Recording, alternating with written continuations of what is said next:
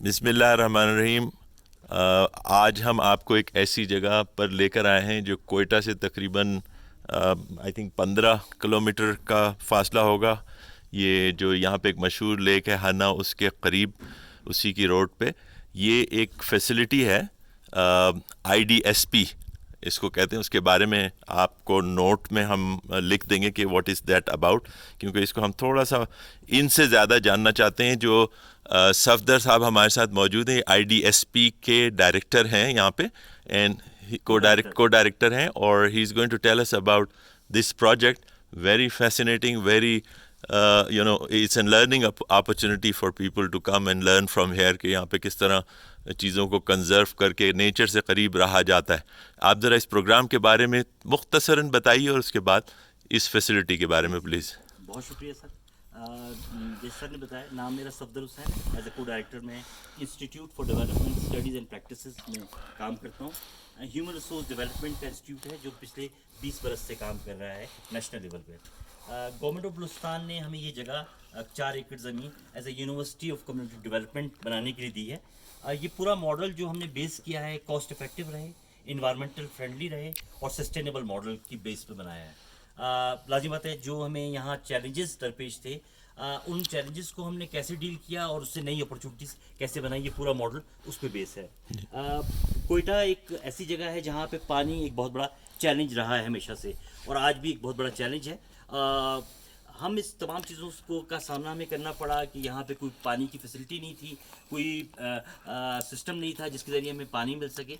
तो हमने अपना तरीका बनाया है कि हमने ट्रैक्टर ख़रीद लिया और ट्रॉली ख़रीद ली, मगर वो भी सफिशेंट नहीं थी।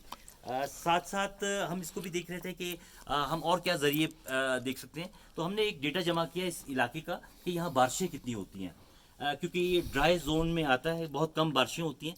जब हमने डेटा लिया, 20 साल का डेटा हमने उसको प्रोसेस किया, तो पता चला 220 मिलीमीटर बारिश एवरेज होती है यहाँ पे, जो हमने 20 साल के डेटा से निकाली। फिर हमने छतें जो बनाई, वो छतें जो हैं यहाँ जो आर्किटेक्चर चलता है, जो लोकल कम्युनिटी जिस तरह रहती हैं, जिसमें वो GI शीट इस्तेमाल करती हैं छतों के ऊपर। और साथ ये जो आप देख रहे हैं वाइट वाला, ये परनाला कहलाता है। तो हमने इस पूरी GI शीट को इससे लिंक कर दिया और इसको पाइप से लिंक करते हुए एक टैंक बना दिया, जो तकरीबन 1000 गैलन का टैंक है। जो अंदाज़न है कि जब भी अगर 220 मिलीमीटर बारिश होती है तो 56,000 गैलन पानी हमें यहाँ मिल जाता है, जो छतों से हम स्टोर कर सकते हैं। मगर हमारे पास एक लिमिटेड वसाइल हैं, तो हम अब तक करीबन 6 से 9,000 गैलन पानी स्टोर कर रहे हैं। तो जितना भी पानी आता है इसको हम प्रिजर्व कर लेते हैं, स्टोर कर लेते हैं, और इसको फिर हम डोमेस्टिक यूज़ के लिए, एग्रीकल्चर यूज़ के लिए या वाशरूम के लिए हम इसको इस्तेमाल करते हैं।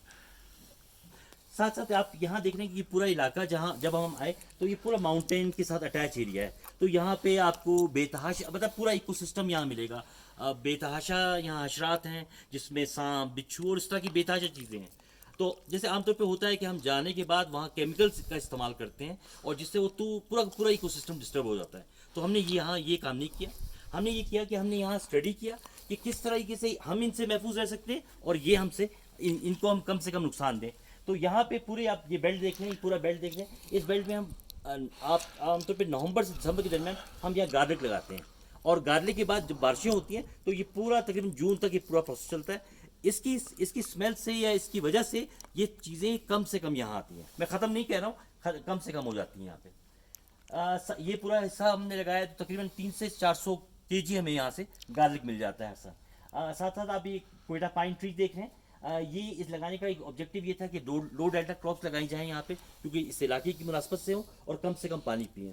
दूसरा इसका ऑब्जेक्टिव ये रहा था कि सदाबहार है, तो ऑक्सीजन की जो कमी हाइट पे होती है वो आमतौर पे यहाँ से कवर होती है, और ये लोकल ट्री है बलूचिस्तान का, यहाँ का, इस इलाके का।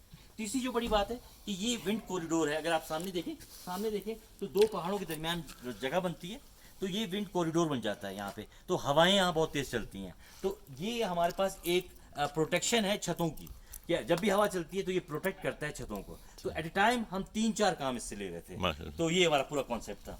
आइए सर, इनके बारे में भी कुछ जो एनिमल्स हैं, ये भी साथ साथ अभी हमने हाल ही में अपना प्रोजेक्ट इनिशिएट किया, जिसमें हम IDSP की सस्टेनेबिलिटी को भी देख रहे थे। और क्योंकि बलूचिस्तान में मोर देन 30 to 40% ये इनकम सोर्स है बलूचिस्तान का, ये तो लाइव स्टॉक स्पेशली भेड़ें हमने ये पूरा एक प्रोसेस चलाया। अब हमारे पास माशाल्लाह तकरीबन कोई 80 करीब भेड़ें थी जिनको हमने ईद पे सेल आउट किया, बड़ी ईद पे सेल आउट किया और उससे हमें एक अच्छी इनकम मिली। तो हम ये पूरा साइकिल बना रहे हैं, एक पूरा मॉडल बना रहे हैं कि हम नौजवानों को बता सकें, लोगों को बता सकें ये पूरा मॉडल। वैसे तो लोग अंग्रेज है, इसका अटैच है, लेकिन ये भी एक लाइव स्टॉक एक सिस्टम होता है जिससे आप एक अच्छी खासी अर्निंग जनरेट कर सकते हैं अपने लिए। साथ मुर्गियाँ भी पाली हैं, लेकिन अभी वो इनिशियल प्रोसेस में, बिल्कुल इनिशियल प्रोसेस में। साथ साथ हम आपको और भी चीज़ें दिखाएं। ये सर हमने ये पूरा जैसे मैंने आपको बताया कॉरिडोर है, तो हमारे पास बिजली का एक बहुत बड़ा मसला होता है। 14 से 18 घंटे बिजली नहीं होती इस इलाके में जी। तो फिर हमने ये लगाया सोलर और विंड लगा दिया। इसको हम हाइब्रिड कहते हैं। राइट। यहाँ पे 2.5 मीटर पर सेकंड की विंड मौजूद है और सोलर तो तकरीबन 7 घंटे का दिन मौजूद है यहाँ पे। Quetta one of the best area कहलाया जाता है सोलर के वजह से, तो इसको हाइब्रिड हम कहते हैं। राइट। तो इसके जरिए हम बिजली तकरीबन 8.5 किलोवाट की बिजली बना रहे हैं, जो हमारी इस टाइम की रिक्वायरमेंट के मुताबिक इनफ है। और मगर हमारा प्लान ये है कि हम नेट मीटरिंग में जा रहे हैं और नेट मीटरिंग में ये है कि हम जनरेट करें बिजली और ये बिजली फिर हम बाबरा ग्रिड में शामिल करें, तो एक अर्निंग आपके लिए इंस्टीट्यूट के लिए आ जाए। जबरदस्त। साथ साथ सर हमने इसको वो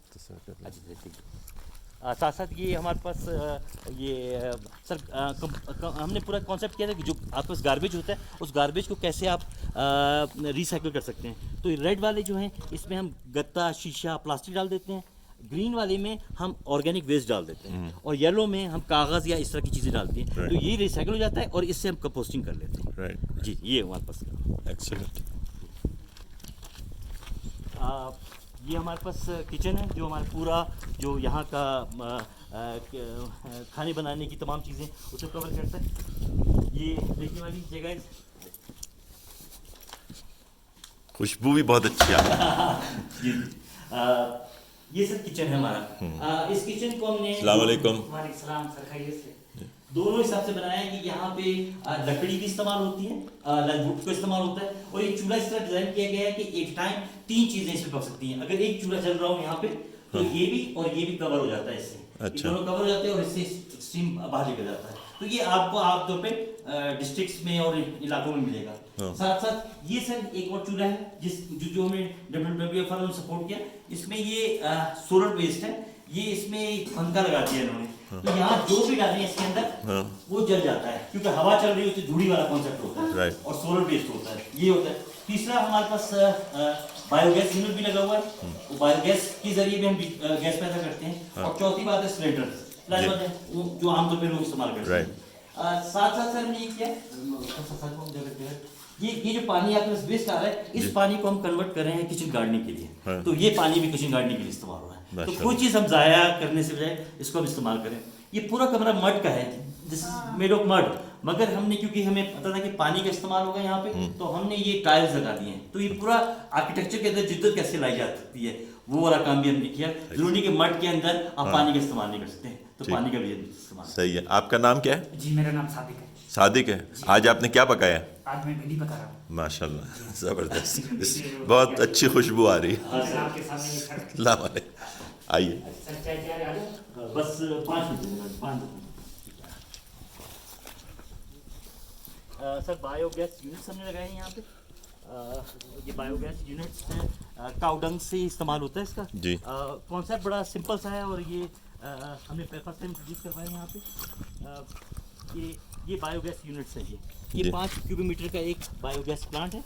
यहाँ से काऊ डंग और पानी और पानी डाला जाता है। जब ये 11 फुट नीचे पहुँचता है तो ये पूरा प्रोसेस होता है जिसके अंदर काऊ डंग, धूप और पानी मिलके अमोनिया बना देते हैं। तो जो यहाँ से स्टार्ट होगी यहाँ पहुँचता है, यहाँ ऊपर तक आ जाता है, तो गैस भर जाती है और जब खाली होता है तो वापस नीचे आ जाता है। तो ये पूरा एक सिस्टम हमने बनाया हुआ है यहाँ। ज़बरदस्त। आपके बैक साइड पे, और इसका जो ऑर्गेनिक वेस्ट है वो हमारे पास खाद के तौर पे बन जाता है, उसको हम अपने दरख्तों को और अपने पौधों को देते हैं। तीसरा सर ये काम किया है हमने, आप ऊपर देख रहे हैं कि ऊपर एक कमरा बना हुआ है, वो सामने कमरा, उस कमरे में हमने पानी का एक टैंक डाल दिया है। अच्छा, इसको पानी से अपलिफ्ट करते हैं हम ऊपर। जब पानी ऊपर पहुंचता है 250 फुट ऊपर पहुंचता है तो 2 हॉर्स पावर का मोटर प्रेशर बन जाता है। और अभी हम ड्रिप लगा के अंगूरों को दे रहे हैं, तो ड्रिप सिस्टम बन रहा है विदाउट किसी इलेक्ट्रिसिटी के, ये पूरा सिस्टम काम करेगा जी।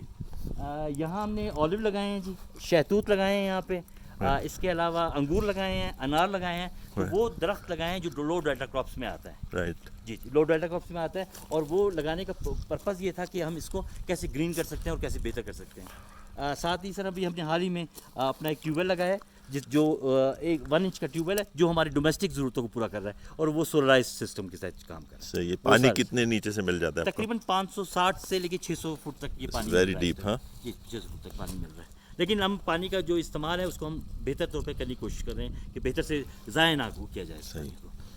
ये बेसिकली एक पूरा कॉन्सेप्ट था। अभी आपको हम स्ट्रक्चर दिखाते हैं। लाजिम बात है, यूँ तो बहुत चीज़ें हैं, लेकिन ये तो मेनली हम आगे हमारा प्लान है जी, हम अपनी डेयरी फार्म बना रहे हैं यहाँ पे।